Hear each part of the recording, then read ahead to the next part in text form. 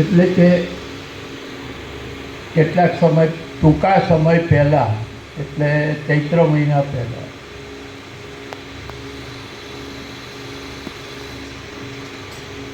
ભાઈશ્રી એક સભા હતી ને નીતિનભાઈ સાથે મારે ટેલિફોનિક વાત ચાલતી એ કોઈ જેઠ મહિનો અધિક મહિનો છે. જેઠ મહિનામાં કાંઈ સારું કર્મ થાય એવું હોય તો બધા ઓન ધ સ્પોટ 5-10 મિનિટમાં જ ઈટીને તારીખ નક્કી થઈ ગઈ.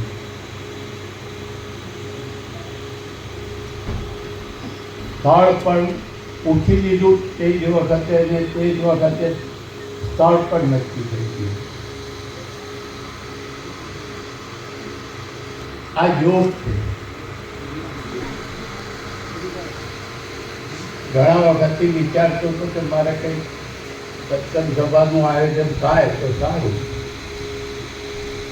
એ થઈ ગયું. આજે આપણે એ રીતે આજે અત્રે ભેગા થયા છીએ.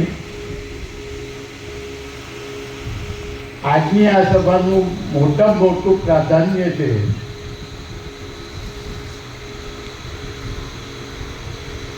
કે ગોપાલભાઈનું પરિવાર તો ઉપસ્થિત છે, પણ એવી મૂર્તિઓ છે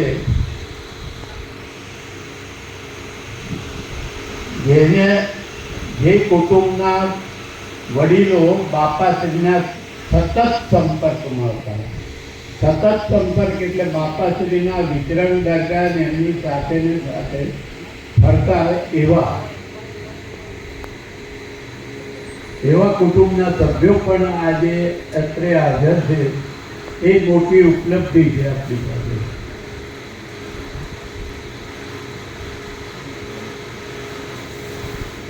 એક વિચાર આવે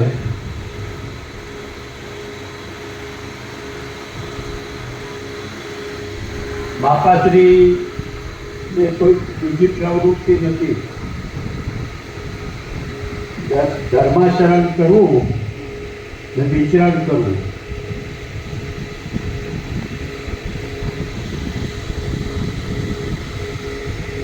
એ દ્વારાને એટલી પ્રવૃત્તિ હોવા છતાં બાપાશ્રીની સાથે જ્યાં જ્યાં જાય બાપાશ્રી ત્યાં વિતરણ કરતા હતા. ત્યારે વિતરણ આપણા અત્યારના સમયમાં કહીએ કે ભાઈ ટાઈમ નથી. ટાઈમ ક્યાં નથી? ટાઈમ આપણી પાસે છે. અંતરની ભાવના હોવી જોઈએ. અંતરમાં થવું જોઈએ કે આ કાર્ય માટે મારે કરવું.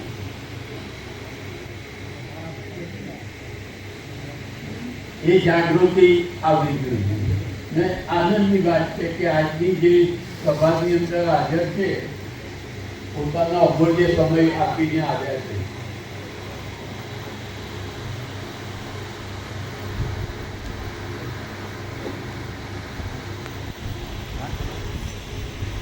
બીજી વાત